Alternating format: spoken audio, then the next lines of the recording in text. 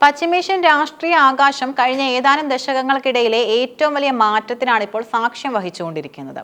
ദീർഘകാലം ഇറാന്റെ ആത്മീയവും രാഷ്ട്രീയമായ പരമാധികാരിയായിരുന്ന അയത്തുള്ള അലി ഖമേനിയുടെ വിടവാങ്ങലിന് പിന്നാലെ ലോകം ആകാംക്ഷയോടെ കാത്തിരുന്ന പ്രഖ്യാപനം ടെഹ്റാനിൽ നിന്നും വന്നിരിക്കുന്നു.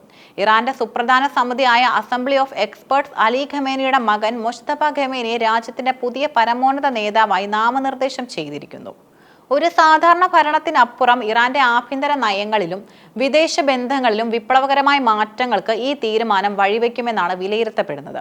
1969 സെപ്റ്റംബർ 8 കിഴക്കൻ ഇറാനിലെ പവിത്ര നഗരമായ മഷ്ഹദിലാണ് മുജ്തബ ഖമേനി ജനിച്ചത്. 1979 ഇസ്ലാമിക വിപ്ലവത്തിനു ശേഷം വളർന്നു വന്ന തലമുറയിലെ പ്രതിനിധിയായ അദ്ദേഹം വിപ്ലവത്തിന്റെ ആദർശങ്ങളിൽ അടിയുറച്ചാണ് വളർന്നത്. വെറും 17-ാം വയസ്സിൽ അദ്ദേഹം IRGCയിൽ ചേർന്നു. ഇറാൻ-ഇറാഖ് യുദ്ധത്തിന്റെ അവസാന ഘട്ടത്തിൽ ഹബീബ് ബറ്റാലിയന്റെ ഭാഗമായി അദ്ദേഹം പോരാടിയത് അദ്ദേഹത്തിന് സൈന്യത്തിനുള്ളിൽ വലിയ സ്വീകാര്യത നൽകി.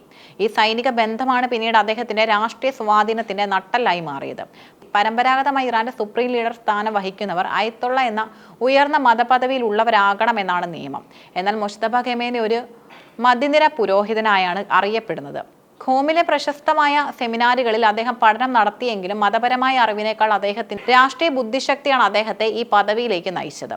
തന്റെ പിതാവിന്റെ ഓഫീസിനെ ഒരു ഉരുക്കുകോട്ട പോലെ നിയന്ത്രിച്ചിരുന്ന മുജ്തബ കഴിഞ്ഞ 10 വർഷമായി തിരശ്ശീലയ്ക്ക് പിന്നിലിരുന്നാണ് ഇറാന്റെ പല നിർണായക തീരുമാനങ്ങളും എടുത്തുകൊണ്ടിരുന്നത്. മുജ്തബയുടെ അധികാരത്തിലേക്കുള്ള വഴി സുഗമമാക്കിയത് IRGC യുഗമായുള്ള അദ്ദേഹത്തിന്റെ അഭേദ്യമായ ബന്ധമാണ്. ഇറാന്റെ രഹസ്യാന്വേഷണ വിഭാഗങ്ങളിലും സൈനിക നിയമങ്ങളിലും അദ്ദേഹം ചെലുത്തുന്ന സ്വാധീനവും ചെറുതല്ല. ഇറാന്റെ ബാലിസ്റ്റിക് മിസൈൽ പദ്ധതികളും ഡ്രോൺ സാങ്കേതിക വിദ്യയും വികസിപ്പിക്കുന്നതിൽ മുജ്തബയുടെ താൽപര്യങ്ങൾ വലിയ പങ്കു വഹിച്ചിട്ടുണ്ട്. സൈന്യത്തിനുള്ളിൽ അദ്ദേഹത്തിനുള്ള ഈ ആധിപത്യം ആഭ്യന്തരമായി ഉണ്ടായേക്കാവുന്ന പ്രതിഷേധങ്ങളെ അടിച്ചമർത്താൻ അദ്ദേഹത്തെ സഹായിക്കുമെന്നും കരുതപ്പെടുന്നു. അധികാരത്തിനൊപ്പം വലിയൊരു സാമ്പത്തിക ശൃംഖലയും മുജ്തബ നിയന്ത്രിക്കുന്നുണ്ടെന്ന് റിപ്പോർട്ടുകൾ സൂചിപ്പിക്കുന്നുണ്ട്. ഇറാന്റെ സമ്പദ് വ്യവസ്ഥയുടെ വലിയൊരു ഭാഗവും നിയന്ത്രിക്കുന്ന സെതാത് പോലുള്ള മതപരമായ ട്രസ്റ്റുകളിൽ അദ്ദേഹത്തിന് വലിയ സ്വാധീനമുണ്ട്. വിദേശ രാജ്യങ്ങളിലെ നിക്ഷേപങ്ങൾ ഉൾപ്പെടെ ബില്യൺ കണക്കിന് ഡോളറിന്റെ ആസ്തി അദ്ദേഹത്തിന് കീഴിലുണ്ടെന്നും പറയപ്പെടുന്നു. ഇതിനു പുറമെ 2004-2008 കാലഘട്ടത്തിൽ ലണ്ടനിലെ സ്വകാര്യ ആശുപത്രികളിൽ അദ്ദേഹം നടത്തിയ രഹസ്യ സന്ദർശനങ്ങളും വന്ധ്യതാ ചികിത്സയെക്കുറിച്ചുള്ള വാർത്തകളും അദ്ദേഹത്തിന്റെ സ്വകാര്യ ജീവിതത്തെ ചുറ്റിപ്പറ്റി ഒട്ടേറെ വിവാദങ്ങൾ സൃഷ്ടിച്ചിരുന്നു. ലോകം ഏറ്റവും കൂടുതൽ ഉറ്റുനോക്കുന്നത് മുജ്തബ ഖമേനിയുടെ വിദേശ നയത്തെയാണ്. തന്റെ പിതാവിനേക്കാൾ കടുത്ത യാഥാസ്ഥിതിക നിലപാടുകാരനായാണ് അദ്ദേഹം അറിയപ്പെടുന്നത്. ഇറാന്റെ ആണവ പദ്ധതി കൂടുതൽ വേഗത്തിലാക്കാനും യുറേനിയം സമ്പുഷ്ടീകരണം വർദ്ധിപ്പിക്കാനും അദ്ദേഹം നിർദ്ദേശം നൽകിയേക്കുമെന്ന് പാശ്ചാത്യ രഹസ്യാന്വേഷണ ഏജൻസികൾ ഭയപ്പെടുന്നു. 2019 ട്രംപ് ഭരണകൂടം അദ്ദേഹത്തിന് മേൽ ഉപരോധം ഏർപ്പെടുത്തിയത് ഈ അപകടം തിരിച്ചറിഞ്ഞുകൊണ്ടായിരുന്നു. ഇസ്രയേലുമായുള്ള നിഴൽ യുദ്ധം കൂടുതൽ ശക്തമാക്കാനും മേഖലയിലെ ഇറാന്റെ സ്വാധീനം ഉറപ്പിക്കാനും മുജ്തബ മുൻഗണന നൽകും. മുജ്തബയുടെ വരവ് ഗൾഫ് രാജ്യങ്ങളിലും ഇസ്രയേലിലും വലിയ ആശങ്കയും സൃഷ്ടിച്ചിട്ടുണ്ട്.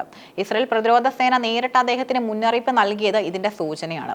ഹൂതികൾ, ഹിസ്ബുള്ള, ഹമാസ് തുടങ്ങിയ പ്രോക്സി ഗ്രൂപ്പുകൾക്ക് മുജ്തബ നൽകുന്ന പിന്തുണ പശ്ചിമേഷ്യയെ കൂടുതൽ രക്തരൂഷിതമായ സംഘർഷങ്ങളിലേക്ക് നയിക്കുമോ എന്ന ചോദ്യം ഉയരുന്നുണ്ട്. അതേസമയം റഷ്യയുമായും ചൈനയുമായും കൂടുതൽ അടുത്ത ബന്ധം സ്ഥാപിച്ച് അമേരിക്കൻ സ്വാധീനം കുറയ്ക്കാനായിരിക്കും അദ്ദേഹത്തിന്റെ ശ്രമം. അധികാരം പിതാവിൽ നിന്ന് മകനിലേക്ക് മാറുന്നത് ഇറാന്റെ വിപ്ലവ തത്വങ്ങൾക്ക് വിരുദ്ധമാണെന്ന് ചൂണ്ടിക്കാട്ടി രാജ്യത്തിനകത്ത് വലിയൊരു വിഭാഗം ജനങ്ങൾ പ്രതിഷേധത്തിലാണ്. ടെഹ്റാനിലെ പല ഭാഗങ്ങളിലും മുജ്തബയ്ക്കെതിരെ മുദ്രാവാക്യങ്ങൾ ഉയരുന്നുണ്ട്. സാമ്പത്തിക പ്രതിസന്ധിയും തൊഴിലില്ലായ്മയും കൊണ്ട് പൊറുതിമുട്ടിയ ഇറാൻ ജനതയെ എങ്ങനെ വിശ്വാസത്തിലെടുക്കുമെന്നത് മുജ്തബയുടെ ഭരണ മികവിന്റെ കഴിവായിരിക്കും. ഇറാന്റെ ചരിത്രത്തിലെ ഏറ്റവും നിർണായകമായ സന്ധിയാണ് മുജ്തബ ഖമേനി അധികാരമേൽക്കുന്നത്. നിഴൽ രൂപത്തിൽ നിന്നും വെളിച്ചത്തിലേക്ക് വരുമ്പോൾ അദ്ദേഹത്തിന് നേരിടേണ്ടി വരുന്നത് ആഭ്യന്തരവും അന്തർദേശീയവുമായ വലിയ വെല്ലുവിളികളാണ്. അദ്ദേഹത്തിന്റെ തീരുമാനങ്ങൾ ഇറാന്റെ ഭാവി മാത്രമല്ല, പശ്ചിമേഷ്യയുടെ സമാധാനത്തെയും ആഗോള എണ്ണ വിപണിയെയും നേരിട്ട് ബാധിക്കും. പശ്ചിമേഷ്യയിൽ ഇനി ഒരു വൻ യുദ്ധം പൊട്ടിപ്പുറപ്പെടുമോ അതോ ഇറാൻ ഒരു വലിയ ശക്തിയായി പരിണമിക്കുമോ എന്നത് മുജ്തബ ഖമേനിയുടെ ഇനിയുള്ള ഓരോ നീക്കങ്ങളെയും ആശ്രയിച്ചിരിക്കും. ഇറാന്റെ പുതിയ പരമോന്നത നേതാവായി മുജ്തബ ഖമേനി അധികാരമേൽക്കുമ്പോൾ ഇന്ത്യയും ഇറാനും തമ്മിലുള്ള നയതന്ത്ര ബന്ധത്തിൽ നിർണായകമായ പല മാറ്റങ്ങളും പ്രതീക്ഷിക്കപ്പെടുന്നുണ്ട്.